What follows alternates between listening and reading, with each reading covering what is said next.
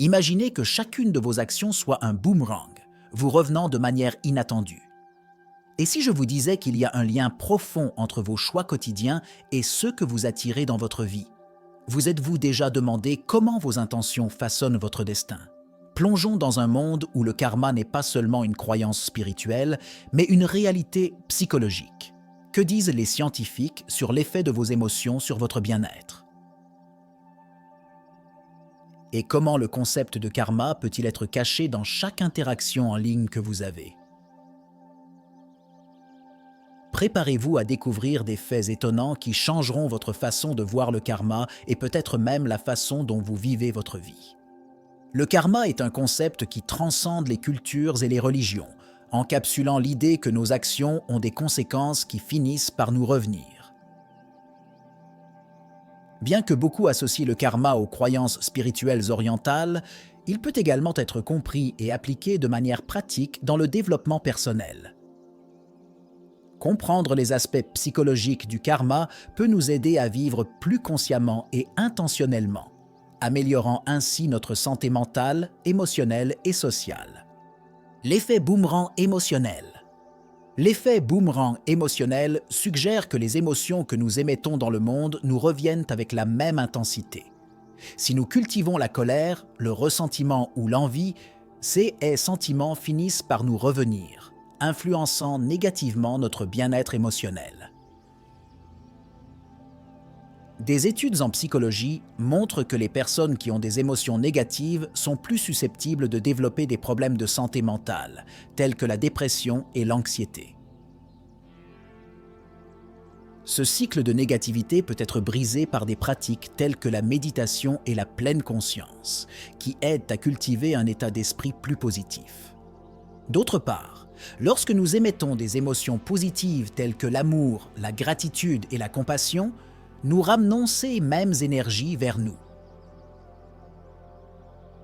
Non seulement cela améliore notre santé émotionnelle, mais cela renforce également nos relations et notre lien avec les autres. La recherche en neurosciences montre que les actes de gentillesse et de gratitude peuvent augmenter la libération de neurotransmetteurs tels que la sérotonine et la dopamine, qui sont essentiels au bonheur et au bien-être.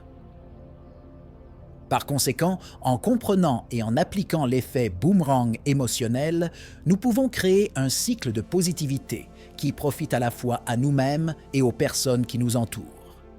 Neuroplasticité et karma. La neuroplasticité est la capacité du cerveau à se réorganiser en formant de nouvelles connexions neuronales tout au long de la vie. Ce concept est étroitement lié au karma, car nos actions et pensées répétées façonnent physiquement notre cerveau. Lorsque nous adoptons des comportements positifs et pensons de manière constructive, nous entraînons notre cerveau à suivre ces schémas. La recherche indique que la méditation régulière et la pratique de la pleine conscience peuvent renforcer les zones du cerveau associées à l'autorégulation émotionnelle et au bien-être. D'autre part, les comportements et les pensées négatifs peuvent solidifier les voies neuronales qui nous mènent à des schémas nuisibles, créant un cycle d'auto-sabotage. Les neurosciences montrent que le cerveau est très adaptable et qu'avec un effort conscient, nous pouvons inverser ces schémas négatifs. Comprendre la relation entre la neuroplasticité et le karma nous permet de voir que nous façonnons constamment notre destin à travers nos choix quotidiens.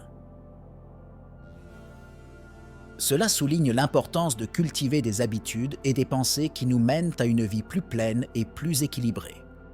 La loi de l'attraction et du karma. La loi de l'attraction postule que les pensées positives attirent des expériences positives, tandis que les pensées négatives attirent le contraire. Ce concept s'aligne sur l'idée de karma, suggérant que l'énergie que nous émettons nous revient de manière tangible. Lorsque nous maintenons un état d'esprit positif et visualisons nos objectifs, nous créons en fait un champ d'énergie qui attire des opportunités et des personnes qui peuvent nous aider à atteindre ces objectifs. Des études psychologiques sur la visualisation montrent que cette pratique peut augmenter la motivation et la résilience, aidant les gens à surmonter les obstacles.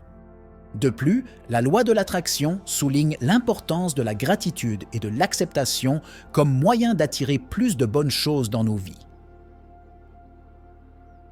Lorsque nous reconnaissons et apprécions ce que nous avons déjà, nous émettons une énergie d'abondance qui tend à attirer encore plus de prospérité.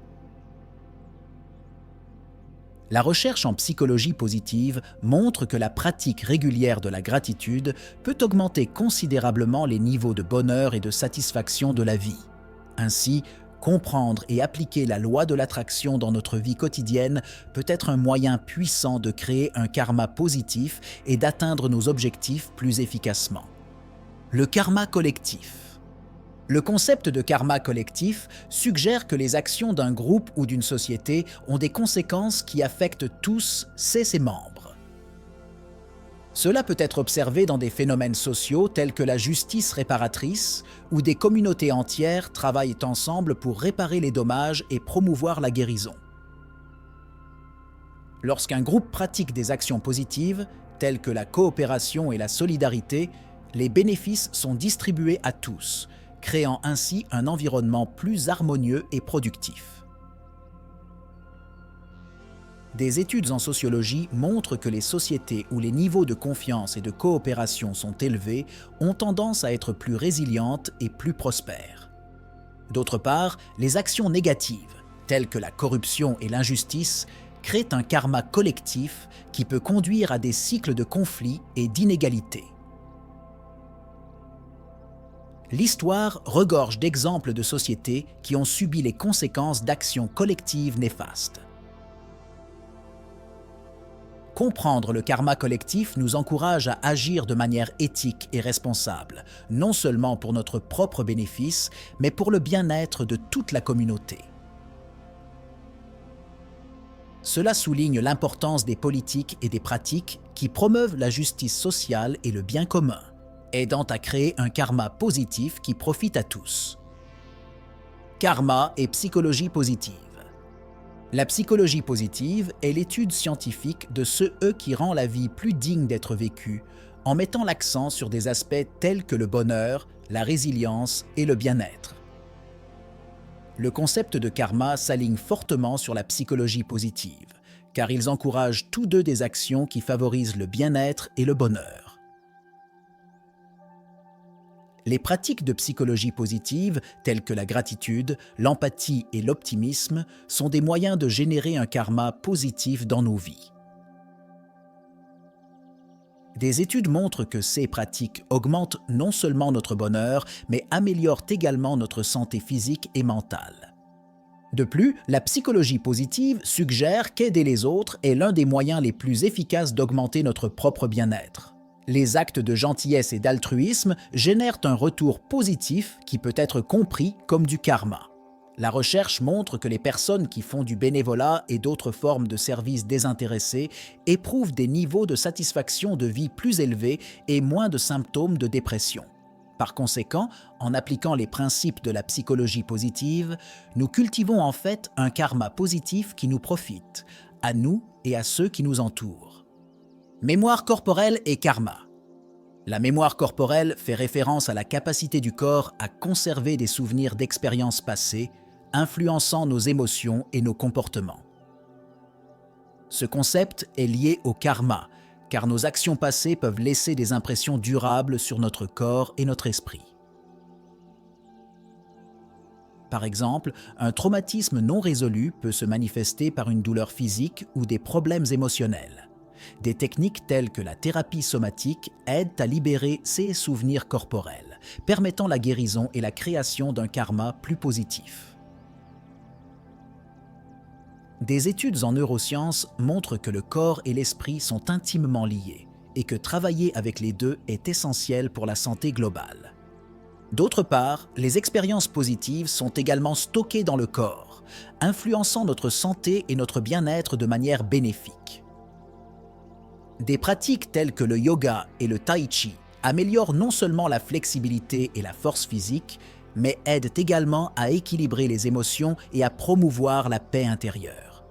La science montre que CS pratiques peuvent réduire le stress, améliorer la fonction immunitaire et augmenter le sentiment général de bien-être.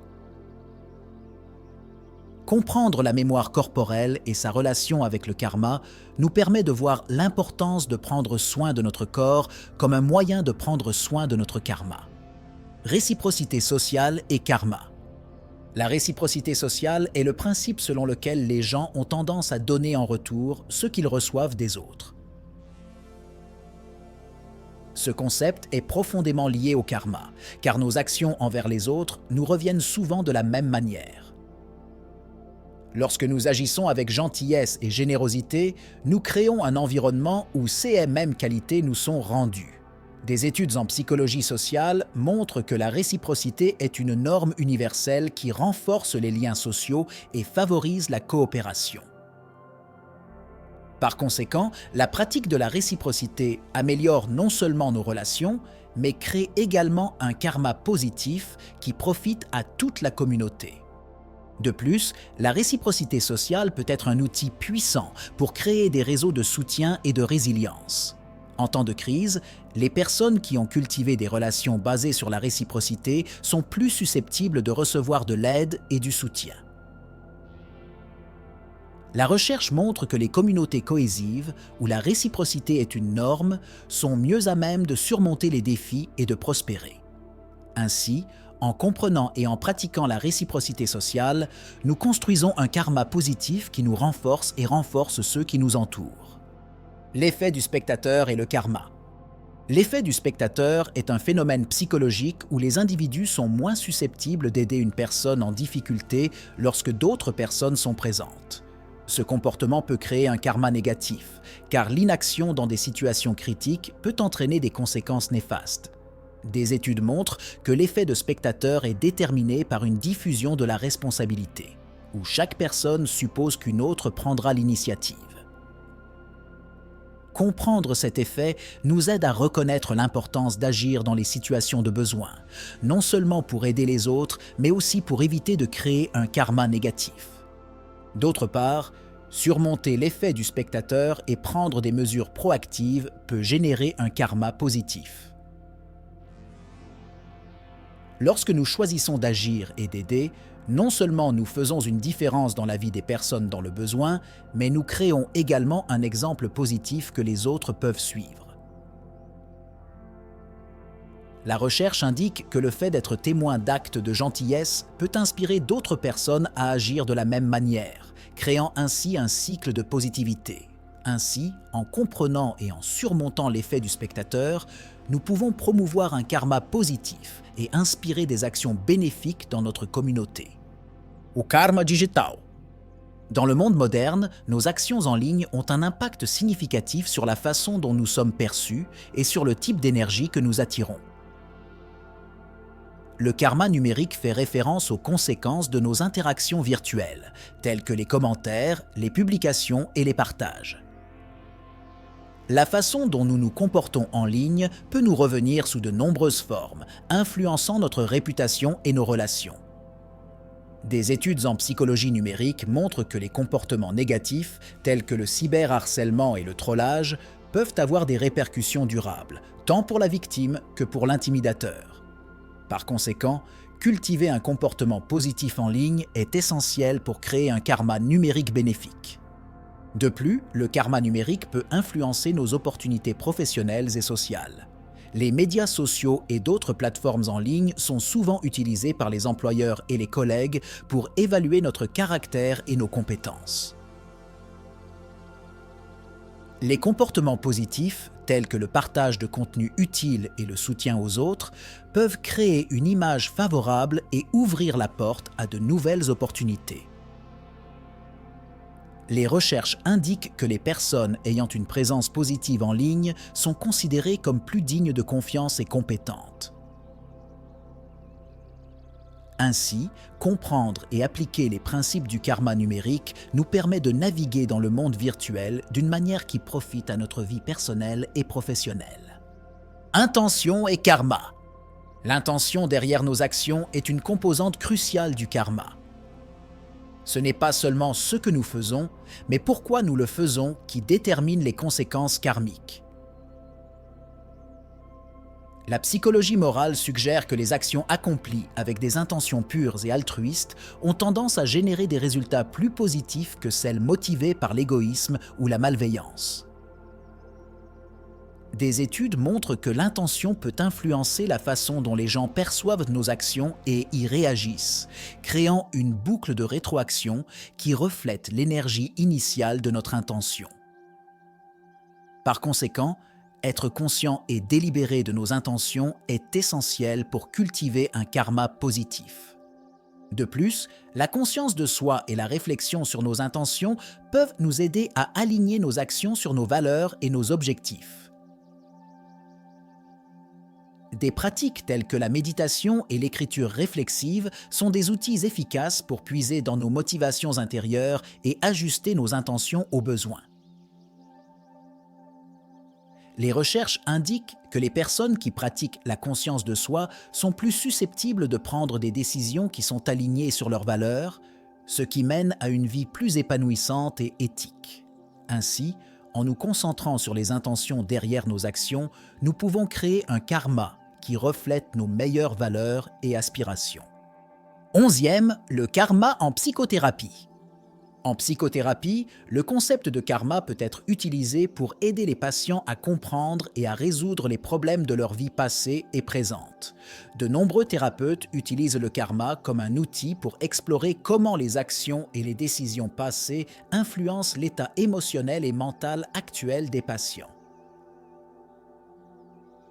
Cette approche peut être particulièrement utile dans les thérapies basées sur la pleine conscience et la compassion, où les patients sont encouragés à réfléchir à leurs actions et à leurs intentions. Des études montrent que cette introspection peut conduire à une meilleure compréhension de soi et favoriser la guérison émotionnelle.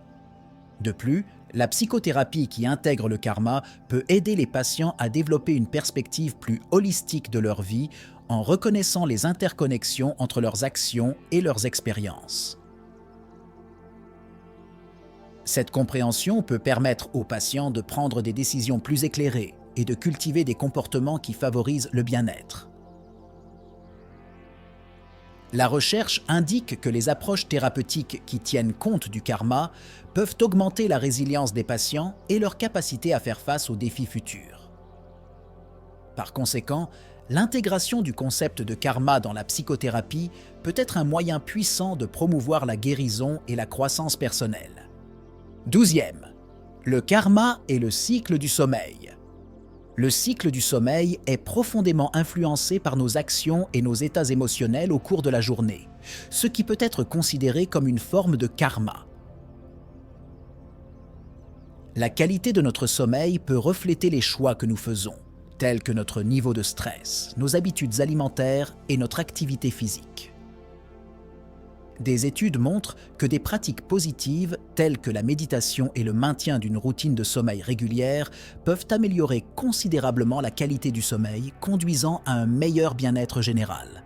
Ainsi, nos actions quotidiennes créent un karma qui affecte directement notre repos et notre récupération. D'autre part, des actions négatives, telles qu'une consommation excessive de caféine ou l'utilisation prolongée d'appareils électroniques avant de se coucher, peuvent nuire à notre cycle de sommeil et, par conséquent, à notre santé physique et mentale. La recherche indique que la privation de sommeil peut entraîner une série de problèmes de santé, notamment des troubles cognitifs et émotionnels. Comprendre l'impact de nos actions quotidiennes sur le cycle du sommeil nous permet de prendre des mesures conscientes pour créer un karma positif qui favorise un sommeil réparateur et un mode de vie sain. Ainsi, prendre soin de nos habitudes quotidiennes est essentiel pour s'assurer que nous cultivons un karma qui favorise le bien-être intégral. Et maintenant, sachant comment le karma influence votre vie d'une manière que vous n'auriez jamais imaginée, qu'allez-vous faire différemment à partir d'aujourd'hui? Comment vos intentions vont-elles façonner votre avenir?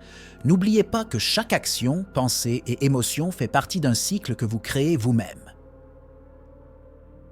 Êtes-vous prêt à transformer votre réalité et à attirer plus de positivité?